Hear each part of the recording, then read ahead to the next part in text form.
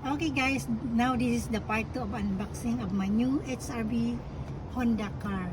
I already removed all the plastic guys. I unwrap already. Now I want to show you the behind one.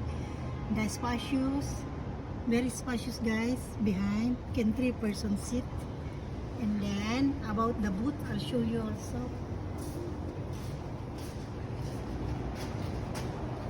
This boot guys. See, very big. And then that also spare tire. Spare tire. The spare tire guys is almost same of the tire here. Exactly. Unlike some other car, they don't give the exact. They don't give exact of the car tire. Same car tire. Now guys, we'll go to front seat. I'll show you. I'll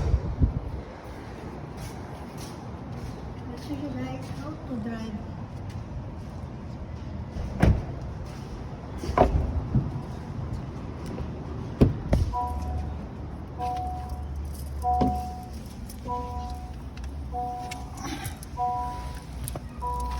Now guys,